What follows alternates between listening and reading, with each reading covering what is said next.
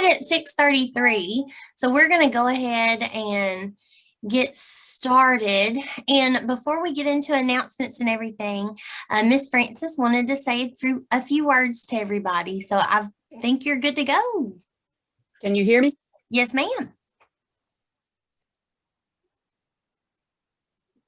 Can you hear me? Yes, we can. Okay. Well, I know most of you are aware that Bill passed away on February the 20th. And I just want to take this opportunity to say a thank you to everyone for all the cards and the notes, the visitation, the people that came and the funeral, and just, you all were just wonderful friends, and you just give me so much love and support, and I certainly appreciate it. And he would just be humbled to know how everyone has responded, and he loved this group and looked forward to the meetings and to the fellowship at the meetings and working with everyone and traveling with many of you. And it was just, I just would like to express my appreciation for all of your support and love, and thank you so much. Yes, ma'am. You know it. That's what we're here for. So we're so glad that you're here with us tonight. Glad to see everyone else's faces too. We've got lots of people on here tonight. We're nearly up to 80, and I bet that number will just keep on rising as we keep going. So next thing on the agenda is we want to give a few updates about the spring plant sale, because I'm telling y'all, it is March and it will be here before we know it. So have asked Miss Elizabeth Edwards if she'd start us out with that. She is the chair of our planning committee for the spring plant sale. And I know I saw you on here, Elizabeth.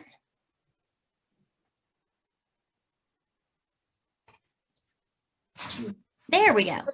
I'm here. Okay. Hey.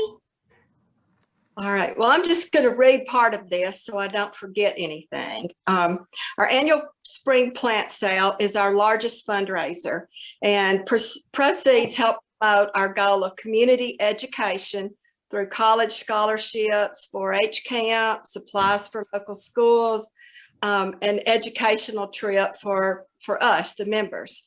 And this year, we're going to need lots and lots of plants because we have lost some of our largest plant providers have either moved away or health keeps them from being able to do what they used to do. So please try your hand at propagation. You can do cuttings. It's probably a little late for layering, but you can root some things maybe that you have, or some of you may be so inclined artistically. We can sell garden art, handcrafted items, wooden things, anything that can be used outside or has a garden motif to it. Let's see, what else would hand-painted watering cans, stepping stones, container gardens, and birdhouses are a few of quick sellers that we've had in the past. Another thing I want to mention is this is not just a money maker, it's also educational. So we're very particular about the plant labeling, that you put the common name, if you know the Latin name, and Celeste has resources, and we will do some training to help you. So you will be educating yourself and you'll be educating the public how to care for these plants. And we also want the labeling to include what color it is. We're going to give y'all some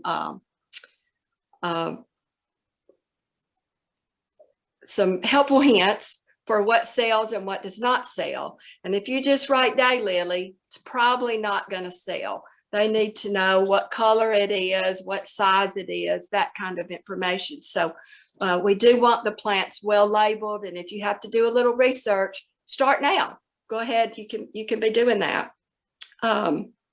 Also, it's a service to the community because we have a lot of customers that come regularly and they can't afford prices other places. Our prices are we keep them very low because we want to introduce new plants to people in the community. So we consider it a community service.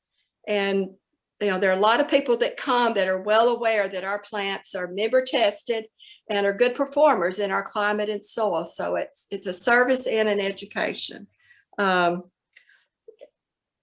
If you need help growing plants, Celeste or myself, Susan Lucky, just email us or call us and we'll give you some ideas. Try your hand at seed starting. Celeste is going to do some things on that, some educational things. And, what do we talk about? Moonvine and hyacinth bean vine. There are a lot of things that are fairly easy to get started. Maybe grow some herbs, just things like that. So the dates are April 29th and 30th, which is a Thursday and a Friday, and Saturday, May 1st. The times are yet to be determined. We hope to be in the WTREC building. That depends on COVID restrictions and that kind of thing. So it'll be parts of 3 days. We'll need lots of help, and we will set up on Tuesday and Wednesday. So watch out for emails coming. Your plants need to be, if you pot them up the week, any less than 10 days to 7 days before, they're not going to rebound enough to sell at the sale. So think about what you're going to do and get started as soon as possible. We've had people bring them up at the last minute, just dig them up and bring them in, and they're wilted, they're falling over, and no one's going to purchase that. So we want it to be as professional looking as possible and well groomed, no trash or weeds in the pot. So if you haven't done this before, try to work along somebody maybe that has, and they can help you with this. Any questions, shoot me an email or call me. Thank you, Celeste. Yes, ma'am. Thank you, Miss Elizabeth. Y'all have, well, some of you may have an idea, but there is so much planning and forethought that goes into pulling off this event. And it's going to be bigger than it ever has been before, because we're extending it to a 3-day sale instead of a 3-hour sale. Usually we start at 7 in the morning and things are wrapping up by 11 or so. So we've got great things to look forward to this year. And like Elizabeth said, we have a lot of resources put in place for you guys. I'm going to email everybody out. I'll probably do this tomorrow, kind of with a recap of things we talk about. This is a little tips and tricks kind of page. We've got some a section on plants that have been frequently requested that we usually haven't had enough of, or maybe haven't had at all. Plants that have sold well in the past, plants that we think would sell well if we had them. And then the back is a whole list of plants that did not sell well. But this doesn't mean that we don't want you to bring these plants, because over here on this side, we have suggestions on how we could make them more successful. So for example, yarrow. Yarrow is a wonderful plant and can do great things in the landscape. However, at our last sale, we had tons of it, but it was all white. And so it was hard to move because people wanted different colors. There's yellow, there's red, there's fuchsia. So, a wider selection of colors, providing good pictures to put with these groupings of plants so that people know what they are when they're picking them up. And we go into more detail on that. But I'll send this out to everybody so you'll have that at your disposal. And I'm not going to dump all this information on y'all at one time because it will overwhelm you. But as we get closer to time, I'll reintroduce how to do your labels. Generally I put the templates for our labels on our Master Gardener website, and then post a little video on our Facebook page, kind of stepping you through the process of doing that, and how to create a new label if you have a plant that's not already in our database of plant label templates. I will have the sticky labels that those need to be printed off on. So when we get closer to time, you'll be able to come by the extension office and pick those things up. So lots of information, lots of good things coming our way. Also keep an eye on our members only Master Gardener group. because we're going to just be putting little tips and tricks on there, you know. So say that I'm, you know, in a few days I go out and it looks like my bee balm looks like it could stand to be divided, right? So I might just go out there and make a little video of myself. I know it. Make a little video of myself dividing that and repotting it, and you know, just to give people ideas, you know. But walk out in your garden, see what's coming up. Now is the perfect time of year to be able to see, you know, those new little sprigs of many of our perennials coming up. So this is the time. So we just want that to be on y'all's minds. Okay, so we talked about the plant sale. Jason, you're with us. Do you want to give some updates from the UT Gardens? Jackson? All right, yes. Made it home in time. Never made it to Vanderbilt. Traffic was a nightmare. Had to turn around and come back. But anyway, yeah. Just a few things. Yes, as just been mentioned, the plant sale is a 3-day event. We are working on the times, and we will restrict the shopping area, just as y'all will as well, to a limited number of people. And that's something we're probably going to do from now on, because it just makes a nicer experience for the shoppers. You know, it may not be 50 people, maybe 100, but we're definitely going to do the 3-day this year, and probably will continue that into the future. I did want to mention, I missed the very beginning. I don't think you've mentioned summer celebration, have you, Celeste? So summer celebration will be virtual this year. It will start at 9 a.m. and I'm not sure exactly what time it will end, but it will be virtual. The morning sessions will be live. We'll be coming to you from the garden live. And then the afternoon will be pre-recorded sessions that you'll be able to pick and choose what you want to see, and they'll be made available live that day, and then they'll be recorded from there on, so you can go back and watch those at any time. So we do still plan on having it, and then we're looking to have a larger fall event as we had planned to have last year, and with COVID we weren't able to have a little mini summer celebration, but we're kind of leaning toward that this year with our fall event, and it may be a multi-day event possibly. So just a few things as far as that goes. I don't think I have anything else, so we'll be in touch.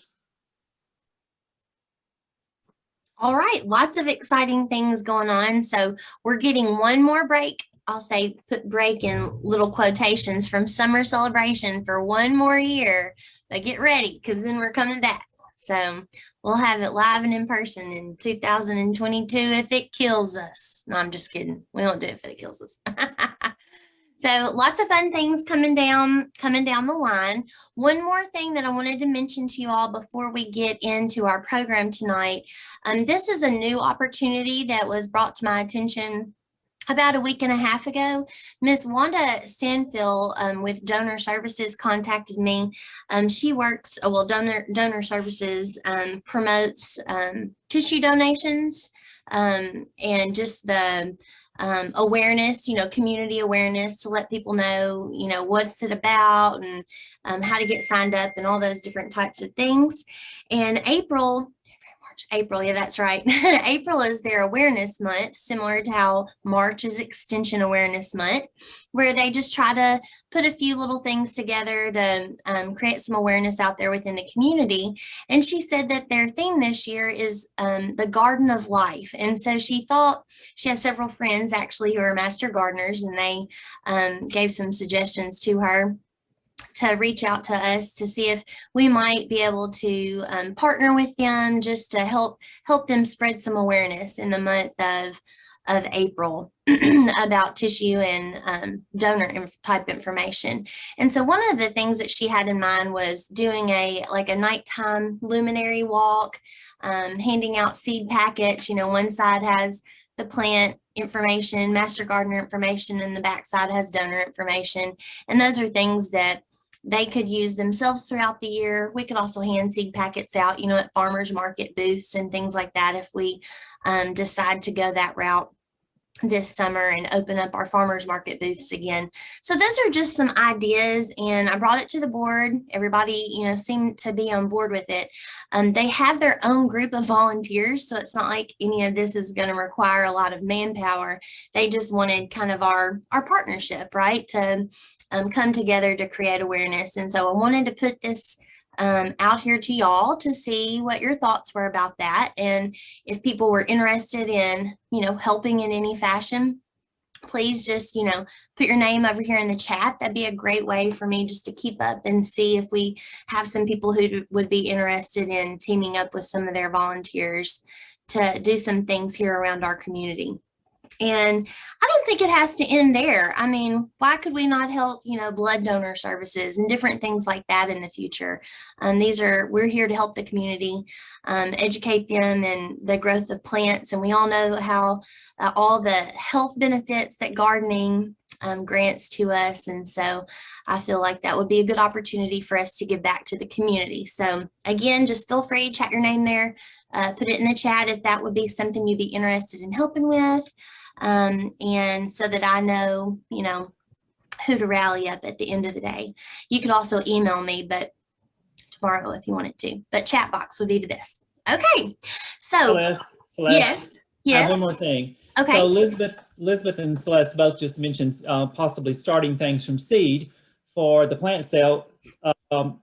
Celeste and I are doing our Facebook Live on March the 16th on seed starting, and Celeste will be coming live from Susan's house, and I'll be live in Tea Garden. So we'll be teaming it up that day. So be sure and watch us on Tuesday, March the 16th, as we do every Tuesday. We have a Facebook Live coming from the garden at 9 a.m. And also remember, if you can't watch it live, they're recorded. They're there for eternity, so you can go back and look at those. So again, you'll get some tips on propagating, not just seed. We'll do some other things, cutting as wise during that session. So be sure and check us out on Tuesday, March the 16th.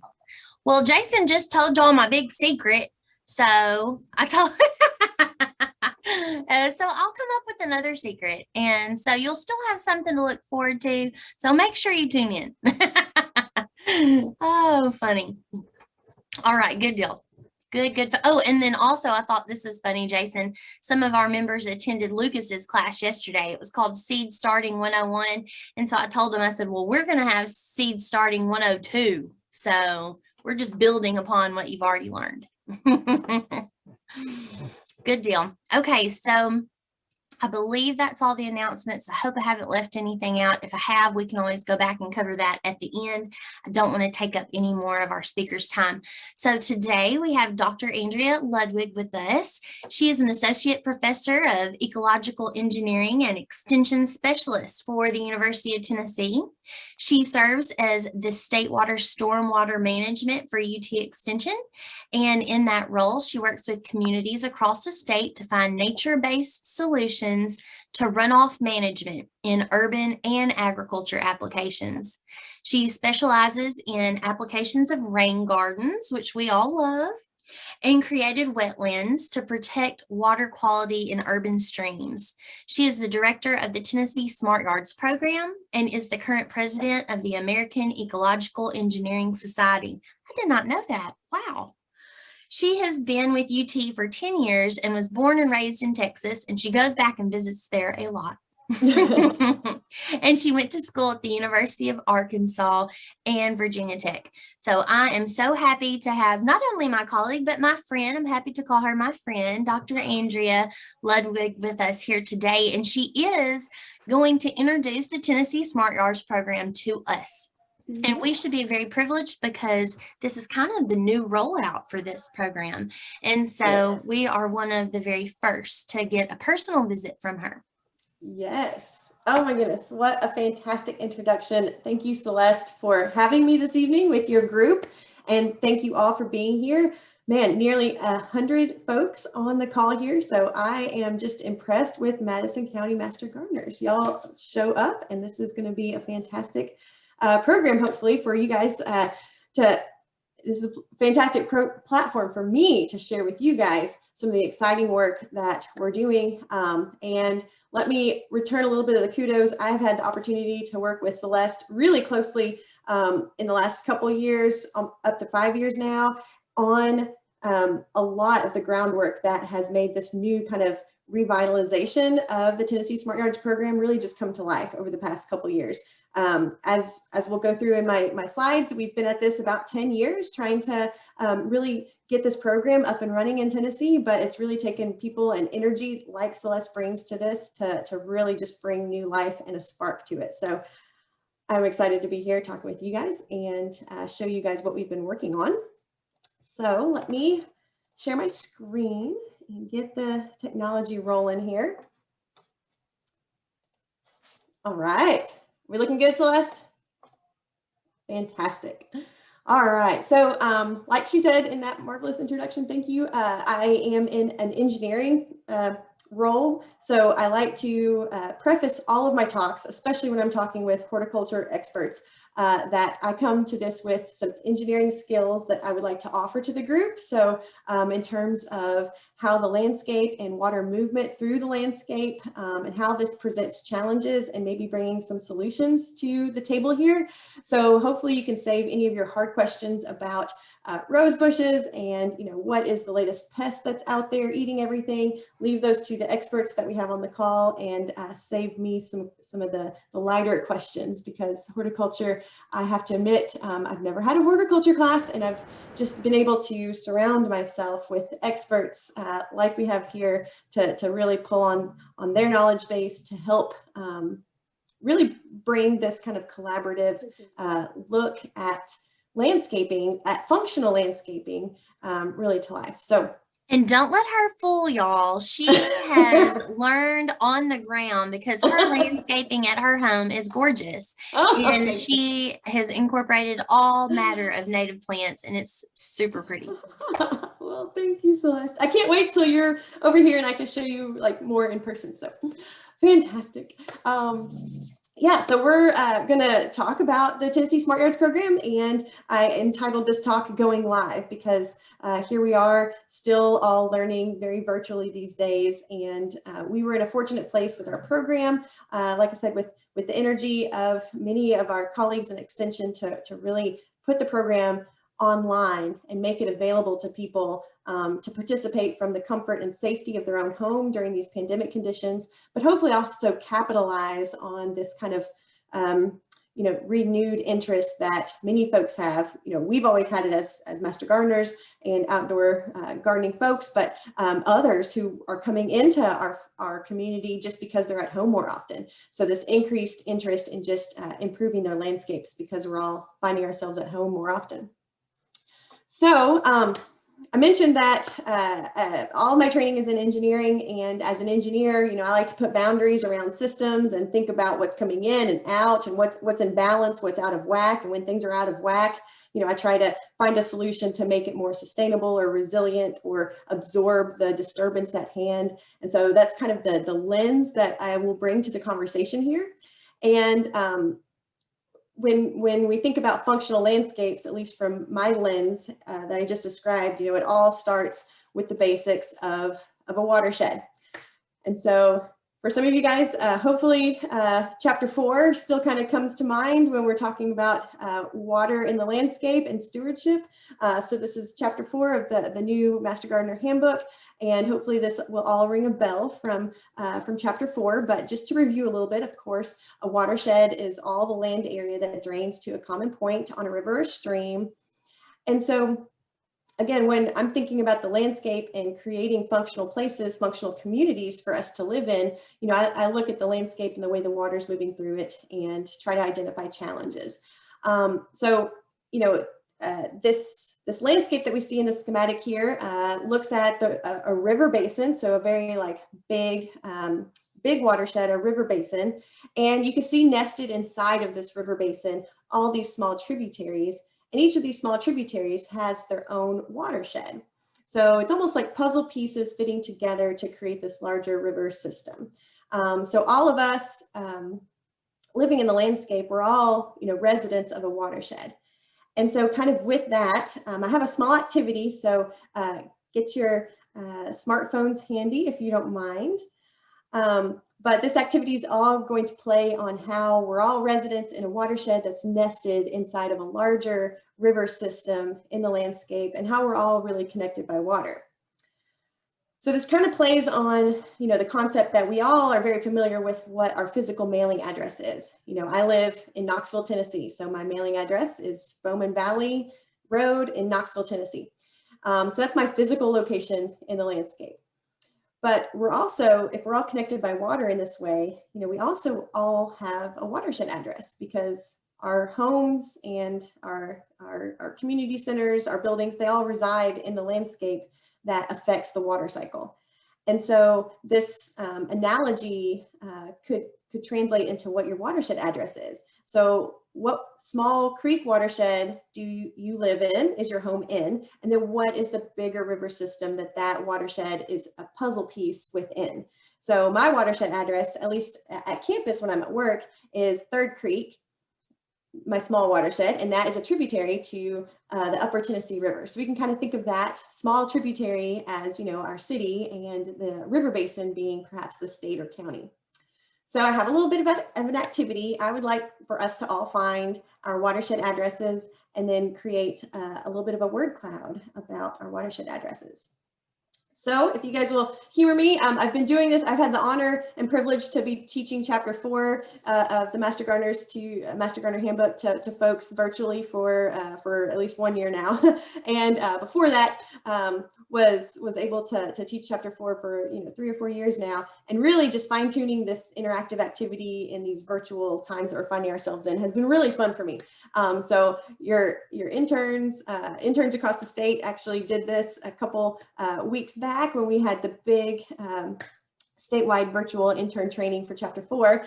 And I'm going to invite you guys to do this as well. So you can open up a browser and go to that tiny link, or if you have your smartphone handy and you've got a QR code reader, hold it up to the screen there and take a shot. I've heard if you have a fancy iPhone, you can just open up your camera and it'll automatically detect that it's a QR phone. I'm an Android, so I don't have that luxury, but I do have it. Yes. Fantastic. Celeste has the fancy iPhone. One less click for sure, save some time. So hopefully if you guys have navigated to there, you will be seeing our watershed map. And so here I've basically taken all of the small watersheds. It's at a scale that kind of resembles, a local creek. So as I said, we've got different size watersheds, almost like, those mixing bowls or the little Russian dolls. You've got small watersheds nested within inside bigger watersheds. So here we're looking at all the small watersheds across the state. The boundaries of those are in green, and I've clipped them to the state. So this only works for Tennessee. So sorry if anybody, hopefully we're all residing in Tennessee here, but to find your watershed address and your location, you can use this map a few different ways. So you can go to the search bar right here and just put in your address and press search. Or if you have your location sharing on, you can use the geolocate button, which is this little compass button right there. Or you can simply zoom in and out of the browser window with the scroll bars. If you use the search or the geolocate, it might zoom you in really close to the landscape. So you might have to zoom out a little bit to see some landmarks to really get your bearings. And then when you find your property and you click on the map, a dialog box will pop up. And this will tell you what your watershed address is. So it's going to tell you what your small local creek is. So here in this example, when I clicked, I am in the Roseberry Creek watershed, which is part of the French Broad Holston River basin. So I'm really close to the forks of the river here. So that's why I've got the French Broad and the Holston. So take a look at that, and then I'd invite you to write down those 2 words. So write down, in this example, I'd write down Roseberry, and then I would write down probably just French Broad. So make it as easy as possible. But that would be your kind of city and state, or city and county, if you will. And then we are going to do a little bit of a word cloud activity and share our watershed addresses. I really like to know what your watershed addresses are. Do we have some chats? And should we leave off? Don't we need to tell them to leave off any word like river or creek? So like if yours is Forkadere River, just do enter Forkadere, right? Leave the word river off. Okay. Yes.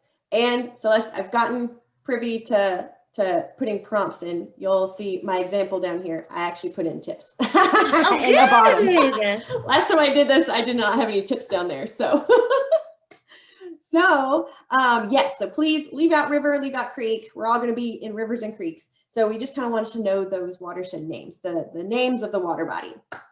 And if it happens to be a two-word name, leave out the space too, because then it'll all just kind of appear as one. Anyways, you can't really mess this up too bad, but that will help with the watershed cloud, the word cloud looking pretty cool. So we would love to know your watershed address, and you can tell us in a couple different ways. You can go to this website right here. I should have copied and pasted it and put in the chat, sorry. But if you just type that into a browser, that will take you to this active poll. So this is a poll that's happening. It's a Poll Everywhere app, and it's happening in the cloud. Or you can simply text it to us. And so the number you would text it to get into the poll is the 22333. So that would be the phone number that you're texting it to. And then to enter the poll to kind of link up with this question, you'll need to put the number 28285 and then a space and then your 2 words and then hit enter. And we've already got some rolling in here. So Y'all, I've done this like 4 times now, and I'm still only halfway there. So I'm giving applause to the people who are like way ahead right now. Yeah. It does take a little bit, but once we kind of get the ball rolling and everybody starts to put in their words, it starts to really come together. So we see yes. So the Beach Creek, Wolf Creek, probably, or it could be the Wolf River, actually, I guess, right? Mississippi, and we're probably going to have the word lower pop up quite a bit because we've got lower Mississippi happening out there. Awesome. All right. So we see some more words coming in. So I see perhaps Oak Creek and White Creek. I see that Forkadeer in there. Y'all, I have to tell you a little bit of story. So probably like 9 years ago now, one of my first in-service trainings that I did in the Western region, I was in front of a collection of wonderful agents, and I had not ever tried to say the word of the watershed I was in, and I was trying to put my whole talk in the context of local water resources, and I was in front of all sorts of folks saying the Fort Deer River, and they just started laughing at me. But luckily I was with the agents, and they set me straight before I was in front of any general public. It's a common mistake. I get it. Everybody, places just, Forkadeer definitely rolls off the tongue much better. So that makes sense. You would never say Fort Deer. Why would you say it?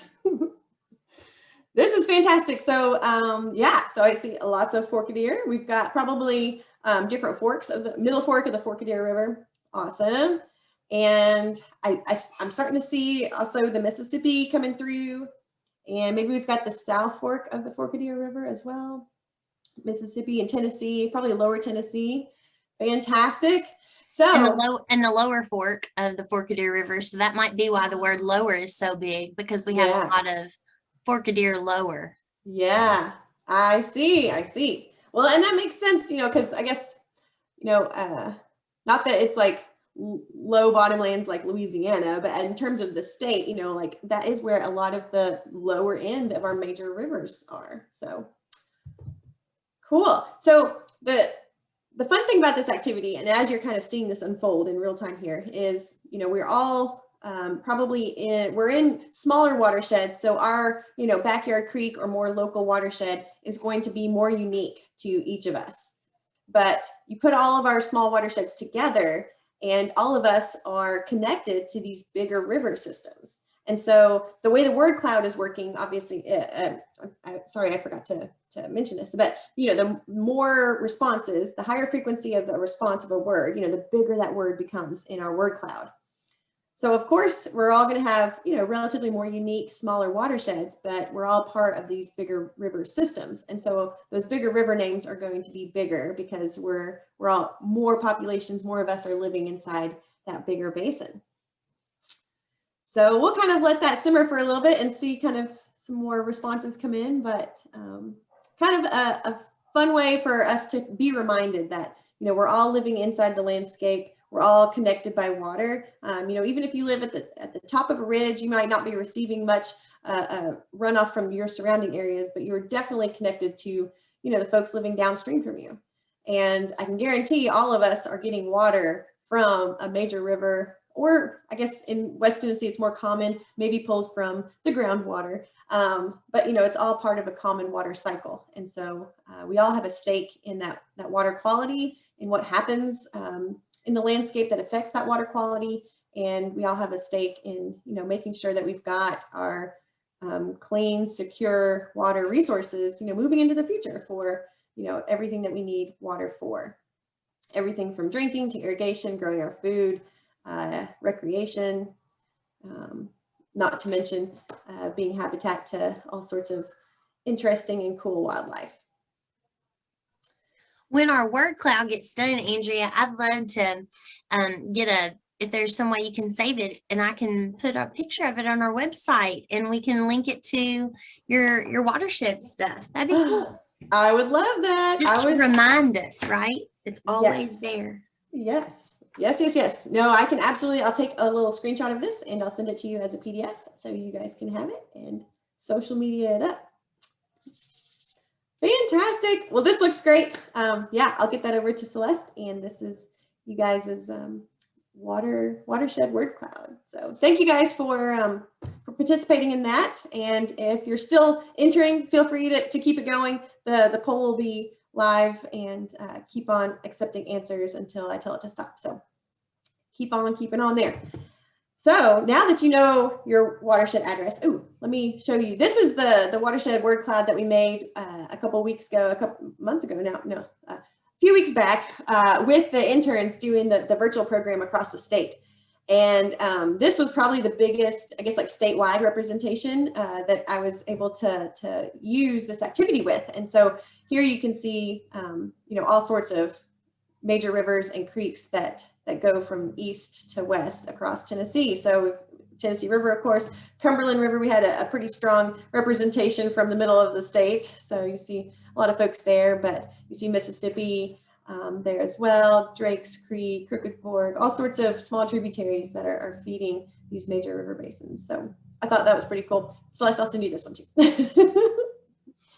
So now that we each know our watershed address, I would invite you to share this with others. So just as we have our mailing address in, you know, for example, the bottom of our email, you know, why not put our watershed addresses? And, you know, this simple action could raise awareness every time you send an email about, you know, where we are in the landscape, just making that connection between where we live and where we work, and that we're all in a watershed, no matter where we are. And I must admit, you know, I did not come up with this watershed address on my own. I actually got this idea when I was conversing with a master gardener over in North Carolina.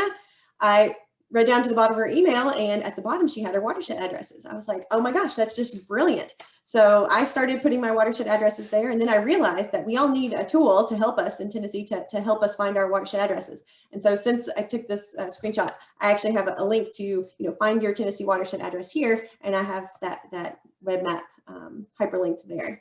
So so now anybody who cares to read to the bottom of my emails will be able to see my watershed addresses. And, you know, it's really catching on. So I got it from a master gardener in North Carolina, and hopefully I'm sharing it with you guys. And I received this last year from a colleague that I know through the Ecological Engineering Society. And I scrolled to the bottom and I looked at it, and he had this watershed addresses. And I thought, hey, dude, that's awesome. Where did you get that? And he's like, well, I got it from you. I was like, oh.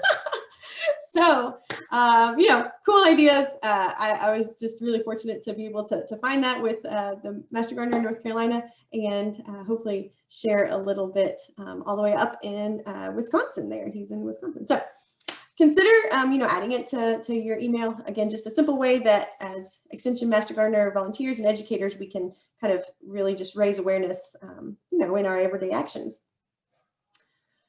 So, if you happen to be with a community that you would like to replicate that activity, it's a fun virtual thing that we can do in these worlds, this virtual world we're still finding ourselves in. We actually have a website on our Smart Yards website, a link. It's down in the bottom left under spotlights. It's all about watersheds. So we've got a little bit of primer there to help us remember all the terminology, example, and then right in the bottom, there's a couple pages there with instructions on how to replicate that activity. Because as long as you have a browser internet access, you can access that map, and you can have a free account with Poll Everywhere, or there's a couple other kind of word cloud free things online that you can make word clouds with, and some instructions right there to help you, so you can replicate that with any community groups that you might be working with. So check that out. So now that I've got us kind of thinking about how we're in the landscape, how we're part of watersheds, and how we're all connected with water, hopefully that just kind of leads right into us thinking about how our actions and the practices that we choose in our landscaping practices, our stewardship, how that really helps create healthier watersheds, protects water quality, and really contributes to our communities, having more functional landscapes throughout them. So, I also have a little bit more doom and gloom though.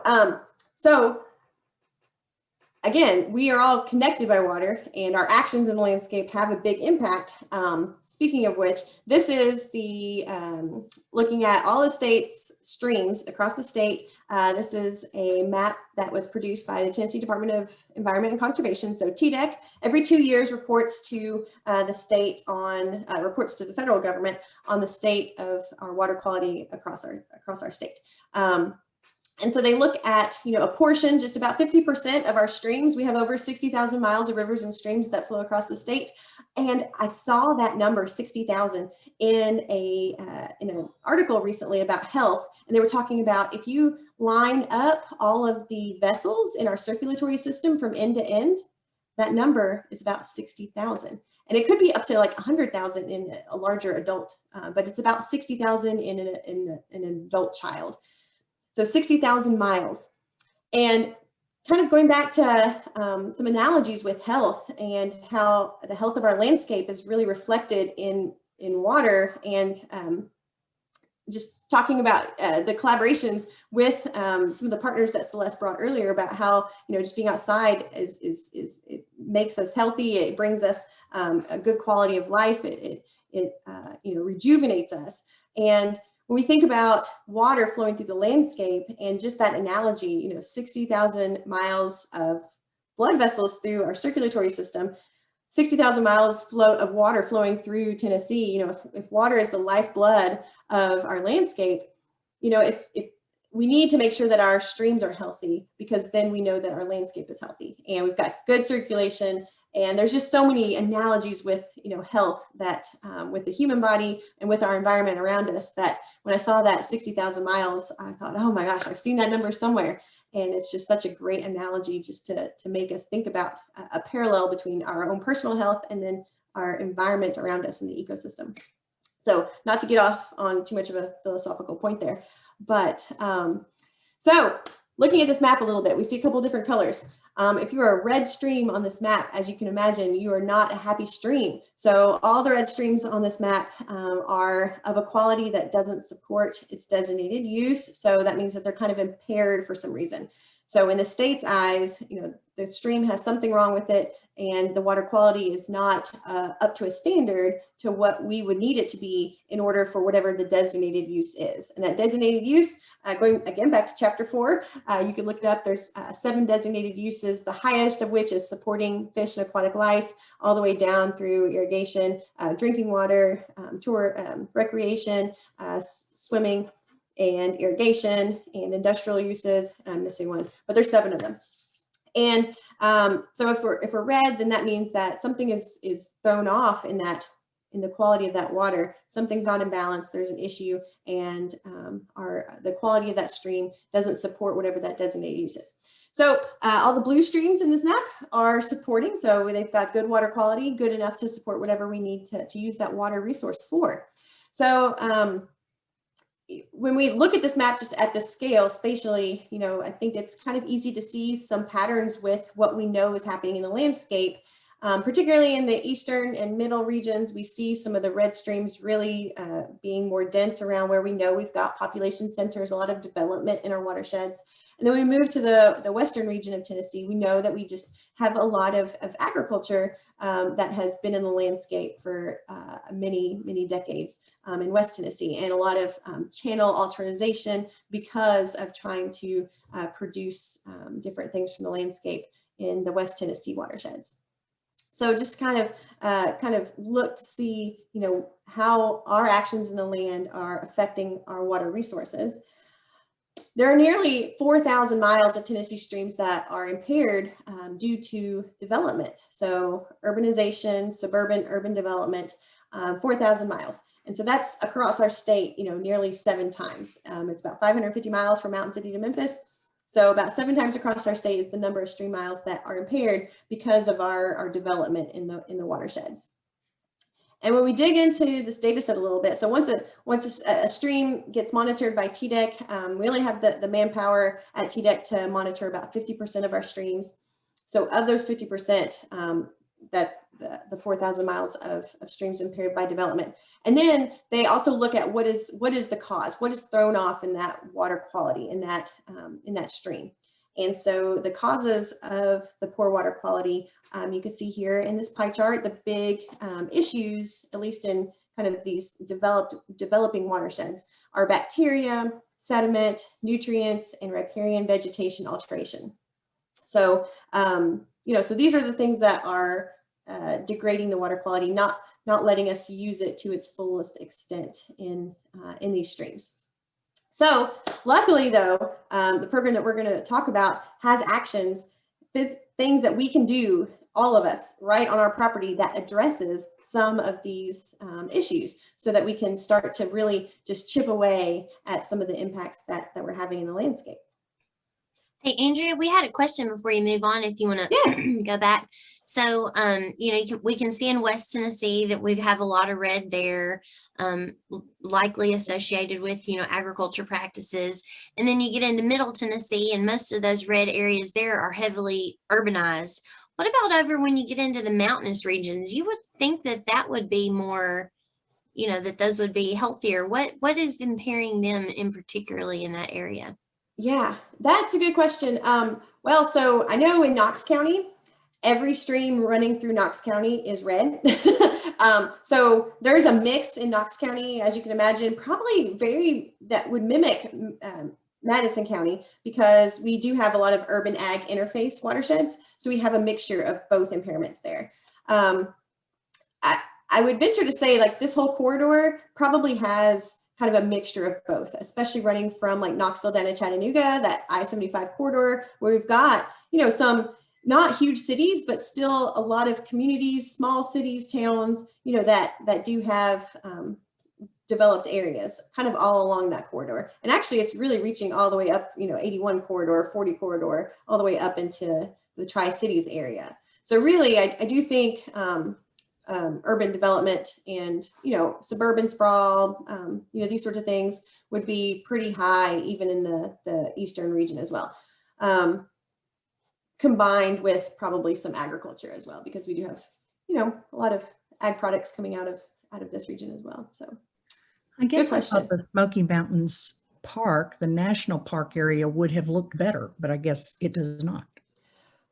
Well, let's see. So kind of in these areas, fully supporting, evaluated and fully supporting. So evaluated just means that they were under the cycle, and so they need to get confirmed. So they're not fully evaluated yet, but they're on the brink of being confirmed. So we see that kind of, I don't know where my pointer is gone. There we go. We see that most of those kind of in that Smoky Regions area are fully supporting.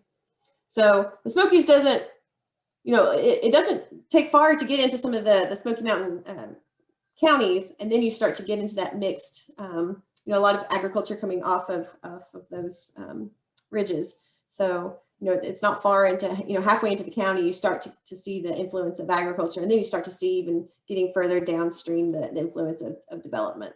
So, Yeah, I've been looking particularly at the Little River watershed. I sit on the board of the Little River Watershed Association, and it's, you know, that classic Smoky Mountain stream that starts in the headwaters of Smoky, but then as you move down and then you move into the valley, lots of agriculture, and you can almost just, I have friends who kayak there a lot, and they say as soon as they reach this one creek, which is a tributary, it's all agriculture, and it's basically from that point on, it's just like hit after hit after hit, and then you get into more development, more communities, more, you know, just built out watersheds, and so it's just kind of hit after hit after hit after that. So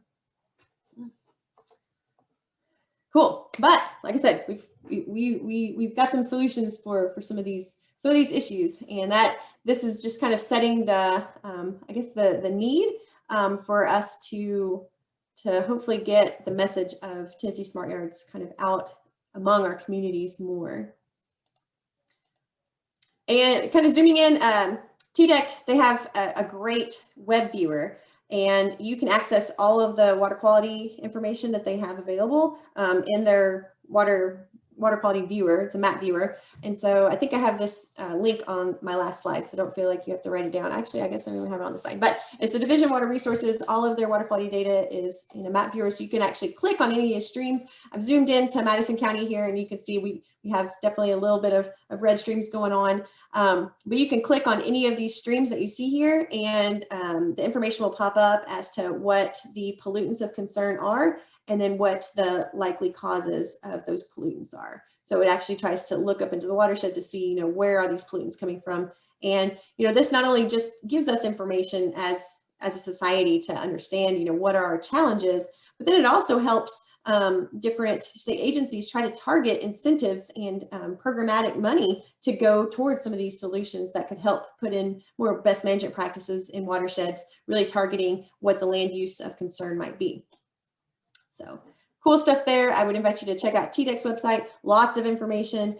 And the EPA, they collect all of this information from all 50 states, and then they put it into an app or into a database, and they've created this really nice app, and this kind of second generation of this has become super user friendly. You can you can search by any address, zip code, or place in a search bar, and it'll pop up, and then you can just click on the streams here, and you can see all of the streams in that given area, red, green, condition unknown, and then get into that information about the water quality and what the potential likely sources are there too. So a really cool app. I would invite you to, again, if you're working with communities and need a quick thing to show people like what the local water quality is, it's How's My Waterway, put out by EPA, really user friendly, and it's got a nice little interface there.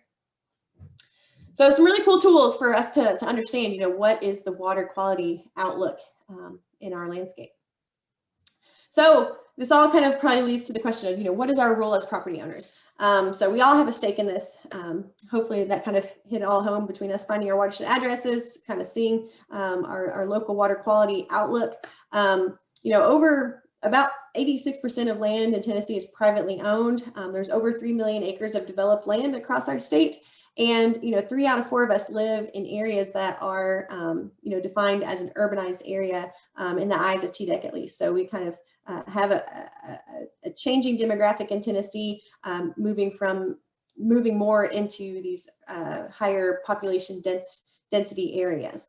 So just looking at Madison County, you can find land use maps from the Comptroller's office. And so this is the map of Madison County. And I just threw this up here to show you guys all of the yellow that you see in the map here, the dark yellow, of course, the dark yellow.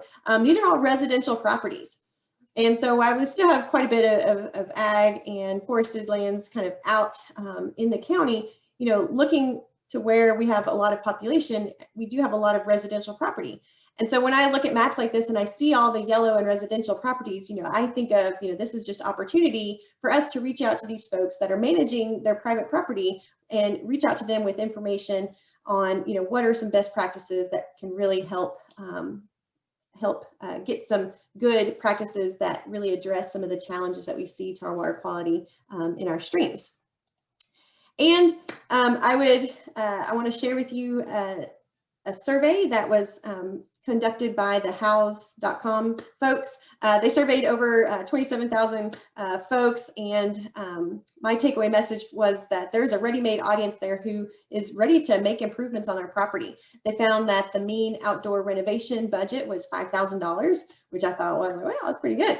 On average, they found that we spend $500 on landscaping updates every year, so I thought that was pretty good. And being the stormwater management specialist, I really liked this little snippet that they had. 1 in 6 of the projects that were completed were to address flooding or storm damage.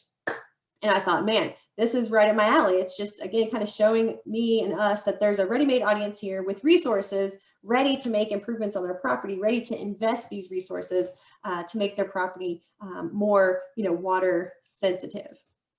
And of course, victory gardeners.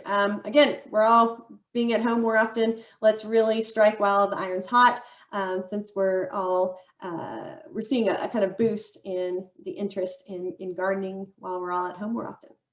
So all that to say, and I don't need to say this to you all too much because I'm sure that you know this, but sustainable landscaping practices can equal healthy land and healthy water. So if we can reach our audiences with, some of these science-based, good practices, and really hone in on, what do homeowners want, when they're doing these outdoor projects, what do our communities want? What do our fellow citizens want? Whether it's pollinators, of course, are still having a pretty big moment. So attracting pollinators and interesting wildlife, increasing the abundance of native vegetation in the landscape. Native vegetations, using natives in our landscaping seems to be on the upswing as well. So maybe that's something to really play into.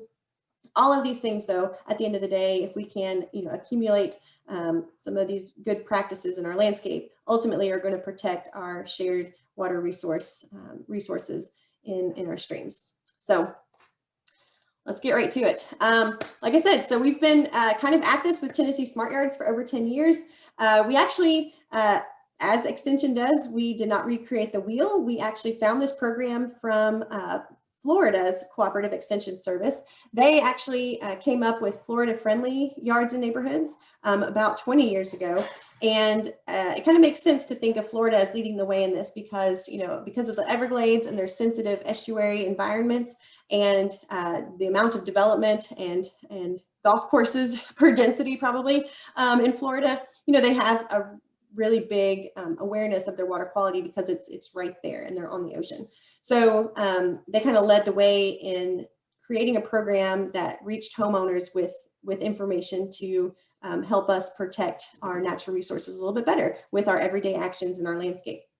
So it was in partnership, 10 years ago, partnership between the Tennessee Water Resources Research Center, along with UT Extension through a grant from the Tennessee Department of Agriculture. And in that initial project, there were 6 pilot counties where they piloted these resources that we had adapted from Florida to make sense for us here in Tennessee. So through that pilot, there were kind of all-day workshops that were held, 6-hour workshops, kind of face-to-face when that was still a thing. So that gave us a lot of good information.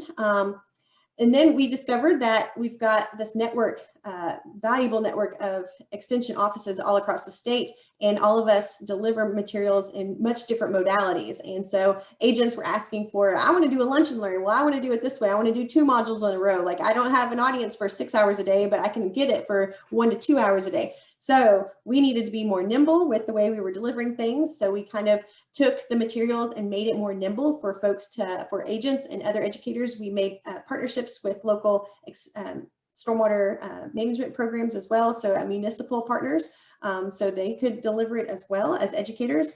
And then most recently, we've got this focus on technology. So just in the past year, as I mentioned, we had started to transition our materials to an online platform before the pandemic hit.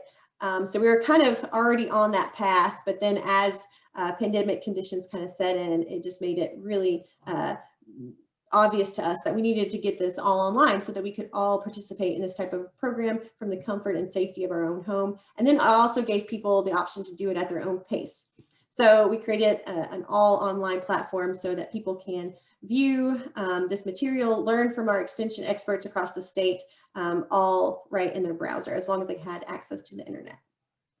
And it also has provided us a whole nother level of gaining metrics through technology, using Google Forms, through our technology tools to really start to put numbers to how many smart yards are out there, what are some of the actions people are adopting more frequently, and it can help us target, what other types of materials and topics do we need to dive deeper into.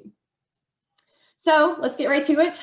You're probably wondering by now, hopefully many of you have had exposure to Tennessee Smart Yards, but just to kind of put it out there, what is a Tennessee Smart Yard? So we call it a yard that is in balance with the local environment for the benefit of both people and our ecosystem. So a lot of what we've been talking about already. And this program is very action-based. We want people to get out. So we want people to learn, to make decisions that make sense for them, to create a pathway to certification, and then get outside, adopt these practices, be in their landscape, and then tell us about it. So the general roadmap looks like this. So again, get outside, learn about the conditions in their landscape that they have to work with, identify areas of improvement, setting goals, selecting actions that make sense for them. Everybody's path to certification is going to be a little bit unique. We've got more than you need in terms of checkboxes. So everybody's checkboxes, you can choose from a whole list of actions on our yardstick, and then submit to us your yardstick. And of course, we want everybody to tell your neighbors once you do so that you can get them on board as well. So it's a very action-based program. We've got our kind of playbook, our Tennessee Smart Yards yardstick workbook, and we've got 9 foundational principles. Now, each of these 9 foundational principles has a set of actions, and these are kind of best management practices, stewardship actions that we would promote people to adopt in their landscape. And again, each of these kind of addressing not only our needs to create functional landscapes for ourselves, but then also having in mind the environment around us. So you can see here, this is just our first action, right plant, right place. And actually, this module is presented by Lucas Holman online. So when you view this module, you'll get to hear Lucas give us all the information about right plant, right place. But these are just some of the actions. And as you adopt these practices in your landscape, you accumulate inches of actions. And once you accumulate 36 inches, you have a smart yard. So, and there's about 72 inches worth of actions out there. So like I said, not everybody's going to do every single one of these. As master gardeners, you guys are probably doing most all of these already. So I would venture to guess that everybody on the call would probably be able to certify like right now. But again, our target audience here is not only master gardeners, but also folks who are first time gardeners, first time homeowners, anybody living in a watershed, which is kind of all of us, right? So again, these are the 9 principles. Each of these have an online module. Again, you'll hear from Lucas talking about right plant, right place. You'll hear from Greg talking about soils and mulch. You'll hear from Celeste on reduce, reuse, recycle. Dr. John Buchanan, water efficiently. Fertilize appropriately. Dr. Natalie Baumgartner, pest management. That's you too, Celeste, right? Yes.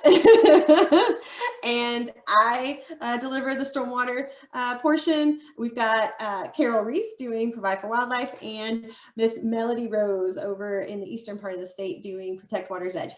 We have a colleague, a partner working at Metro Water Services in Davidson County, Davidson, Nashville area, and she works for Metro Water Services in the stormwater department. So she's a stormwater educator. She delivers this program, and when we rolled out the online platform and she was able to see all these online modules, she said, man, this is a tour of the state accents and dialects. Like you will hear from from the east to west side of Tennessee, all the accents that our lovely state has to offer. So pretty cool stuff there. Again, all of our extension professionals, these videos are anywhere from 25 to, I believe mine is probably one of the longer ones of 35 minutes. So about 5 hours of total content here. And the idea is that people are learning, kind of getting that base knowledge, being ready to go out and really adopt these practices. So as people work through the 9 modules, they kind of select the practices that make sense for them, all the way till the last module, protect water's edge. And again, not all of us are going to live on a creek. So, these 4 inches are just 4 of about 72 inches that are out there, and really just accumulating 36 will get you your yard. Andrea, somebody asked asked me in the chat, do we still have, is the workbook just virtual now, or can participants still get an actual workbook? I have one just up here.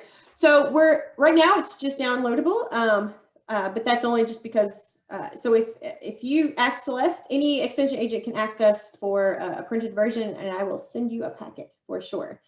So I'd like that to probably go through extension offices. So Celeste, maybe ask if you're willing, sorry to put you on the spot, but I will send you a packet, and then maybe you can pick them up from your extension office. So it's not something we're not sending out a whole bunch of things just automatically, but yeah, if people contact their extension offices, then I'm happy to send over bundles whenever that's needed. And then if you download that printed version, so I have one usually on my desk somewhere, but the hard copy is, a nice little brochure that's like this big. I know it's kind of hard to see, but when you print it out online, it prints out nicely on 8.5 by 11. So it's converted to a printable form. Cool. And so once you've accumulated 36 inches, you can come online, fill out our nice Google form, and tell us how you accomplished your Tennessee Smart Yard. Again, we get some metrics. So we're accumulating how many smart yards we have per county. And then also, again, kind of understanding, what are some of the more common actions people are adopting in their landscapes. Again, kind of helping us kind of understand where we might take our future programming. But in return, we will send you this wonderful official certified Tennessee Smart Yard certificate. I'll have my nice little signature down in here. Your name and address will go right up in here, and your certification date. And so we'll send this to you as a PDF, and along with information on how you can purchase an official yard sign. So that will all come in an email once we receive the form. We ask for your email address, and that will just come to your inbox.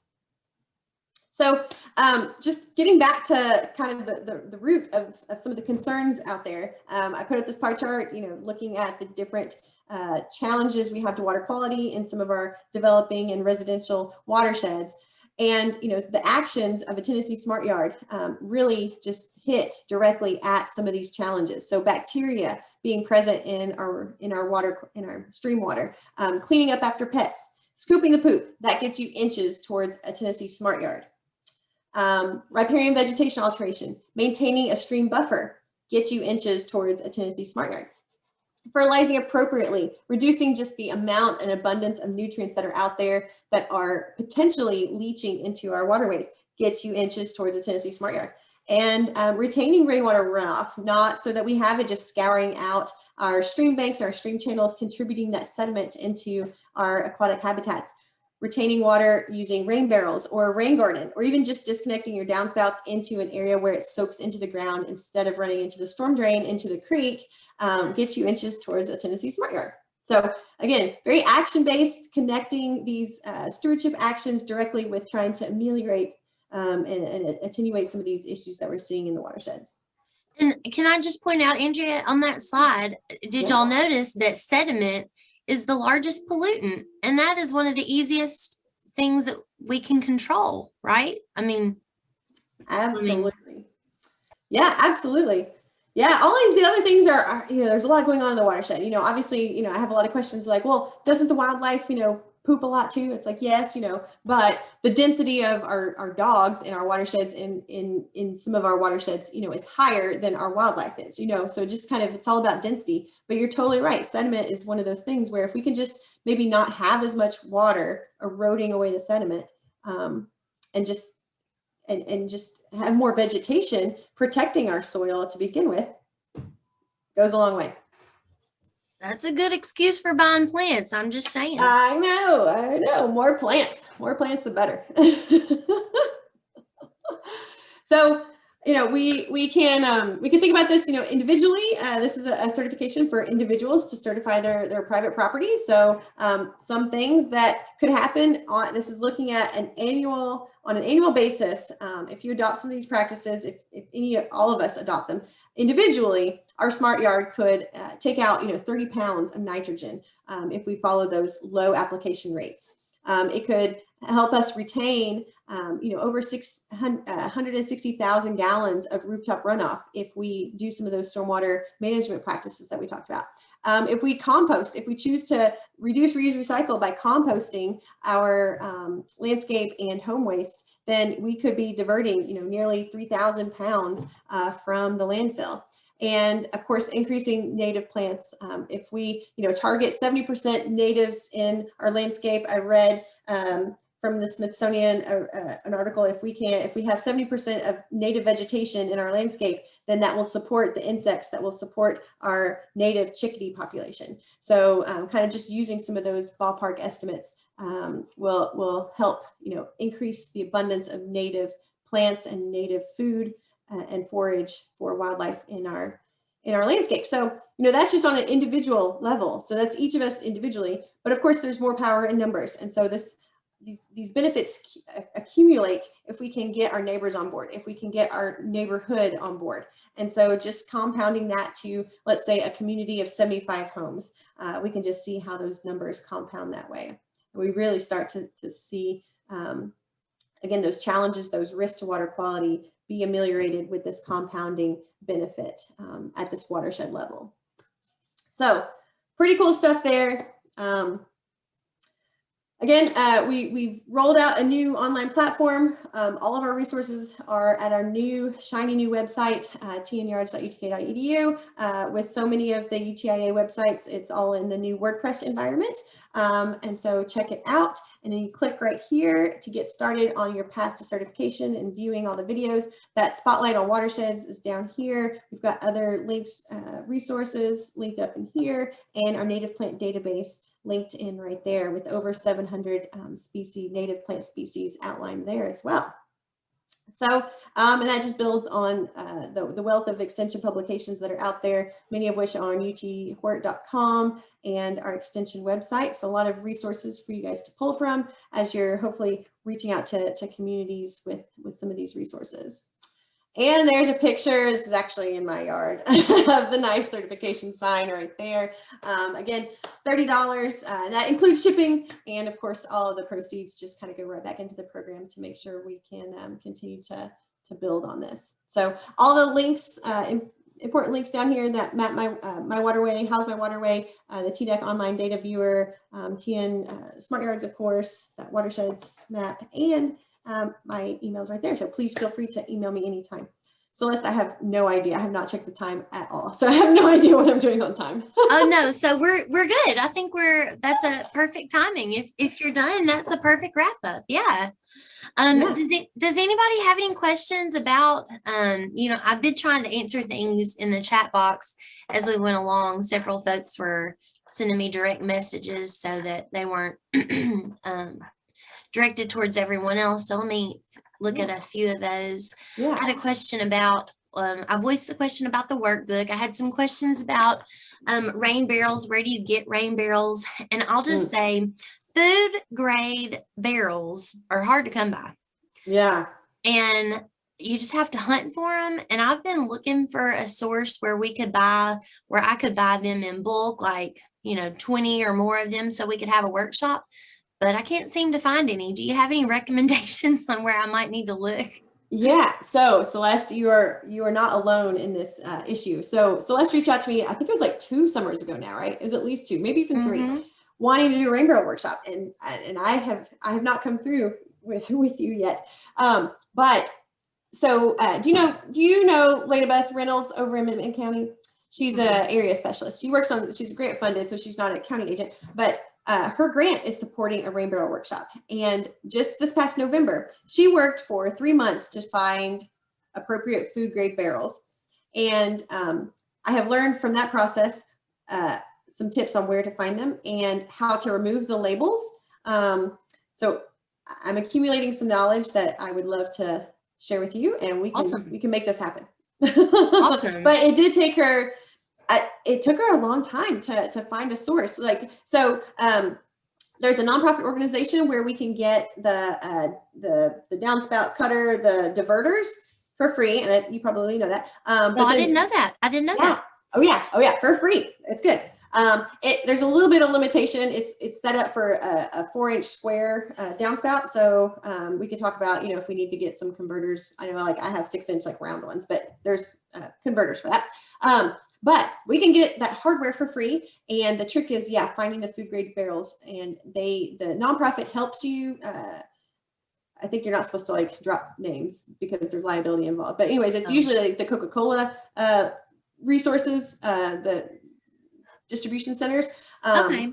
Yeah. Well, so see, one of our members just put in the chat here that I should check with ConAgra in Humboldt, which that's well, I'm not sure what that is. When she was experiencing this issue, actually finding enough at the recommended sources from the nonprofit organization, I contacted Denso. We have a Denso here in Maryville and one down in Athens, kind of in between us, Elizabeth. And they had some that were not food grade barrels that they used, but they also had some products that they had in food grade barrels. So yeah, finding a local source like that. Yeah, we should work on that. We will work on that. Cool. Yeah. And so I'm also in Knox County, and this might be in future iterations, Celeste, not to put too much on the plate here. There's a nonprofit organization here called the Water Quality Forum, and it's kind of a collection of like municipalities actually. So it's like Knox County Stormwater and the city and the UT. Anyways, and they're doing a rainy day brush off. And so they they get rain barrels, 55-gallon drums, and prep them up for artists, prime them and do them. And then they get a local artist to sponsor a barrel, paint it up, and then they shellac it, and then they auction them off. Cool. And this year it's all online, but so it's a really cool way to raise awareness about water, boost, artists' involvement in the community. They actually have them, so the artists paint them up, and then they take them back to the Water Quality Forum, and then they have them on display in businesses around for a month with a QR code that sends you to a place where you can bid on it. Cool. So, well, I know that we have many talented add that to artists. the list. We've got many talented artists right here in our very own Master Gardener group. That would be an awesome thing. I love a rainy day brush off. Rainy day brush off. We're gonna do that. When we start here, I can. Should I stop sharing? I should stop sharing, I guess. Okay. Yeah. And then I'll drop that link in the chat like after we finish up with questions too. But rainy day brush off. Yep. They would love for anyone to borrow that idea, because I'm pretty sure they borrowed it from somebody else. Oh, and here's another good idea. We could do that and have art students, paint them from some local universities or even high schools. That'd be fun. That would be fun. So yeah, and I bet they would even plumb them up for you then too. Like get the VOTEC people to plumb them, and then the artists to make them to paint them. Cool. Yeah. Unless they make them pretty, it's not enough credit. we just do the program. I'm sorry. there is going to be in normal times there would be a rain barrel like workshop that goes with it. So people come pick up their auctioned off barrel, and there's a workshop that goes with it. So got it. Cool. Yes, learning happens. Yes, definitely. And we do the teaching part. Yeah. So I'll just let y'all know that we've had so much fun helping Andrea get Smart Yards online and virtual. Excuse me. And now that it's all on there, we've got a great website. I just encourage everybody to go on there and just play around, click on some of those different icons and check it out. Just get familiar with it. And like Andrea said, most of you probably already have a Smart Yard, so it's not going to take you much to get your 36 inches. And I was trying to be cute in the chat box. I don't know how many people were checking on that, but I was like, do you get it? It's a Smart Yard, right? Because 36 inches equals what? 3 feet, and 3 feet equals what? 1 yard. Get it? Yeah. Okay. I probably didn't emphasize that enough, I guess. No, they're just too sleepy to laugh at me. No, I'm just kidding. All right. So so I've been charged. Let's see. there was a couple of different agents asking me to put together kind of a list of like, okay, so if Master Gardeners really, wanted to use this in their communities, what would be some good examples? Like how could they help promote this among communities? And so I am going to commit myself to, I need to give myself a deadline, but in the next couple of weeks, I'm going to share that with Celeste and the agents across the state that have, active Master Gardeners kind of willing to get out the message and help promote this program in other communities. Again, because it would be great if all Master Gardeners did this, but also, we want new audiences, and maybe this is kind of a stepping stone for people to then get into Master Gardener program as their next endeavor after they've accomplished their smart yard. So right, like right now, Andrea, we'll let them know there are some entire communities that are approaching this program and doing it together. So they are not being a smart yard, they're a smart yards community. So I mean, if you live in an HOA and you all are looking for ways to, give back to the environment or just improve, things in general, that would be a really fun thing that, your HOA could do. I'd be happy to come and, give some talks or, introductory things on how to use the program, or even give some of the modules, live in person, just whatever we need, to get people on board. So if you live in a community and you think the people around you would like to join in, I know wouldn't it be cool if we could get some like different areas in Madison County, like competing against one another to see who can get the most smart yards, like Lana versus some area in North Jackson, and then find a place in East Jackson and a place in downtown or South Jackson. I just think it'd be cool to have something like that going on. So that might be a dream for the future. Let's start out with figuring it out ourselves, maybe. Yeah. Well, of course I'm biased, but I love that idea. So let's roll with it. Well, I'll just say thank you, Andrea. If we don't have any more questions, I mean, we've had some good chat in here. Everybody's saying thank you. Lots of great comments. We've enjoyed your talk and appreciate your time. And y'all, Andrea is an hour past us because she's Eastern time. So it's getting close to her bedtime for sure. I think hopefully my partner, hopefully he hasn't eaten all the dinner, but he said he was going to save me some. So we'll go ahead and wrap up the evening, and I've had a great time here with y'all tonight. And I know we covered a lot of information at the beginning of the meeting, so I'll send out a recap email tomorrow that just kind of summarizes everything, keeps everybody in the loop for our upcoming plant sales and all those events that we have to look forward to this spring. So I'll just say in the meantime, just enjoy those plants. They're starting to come up. I know mine are, so yours must be too. And just enjoy the rest of your evening, and thanks for being here.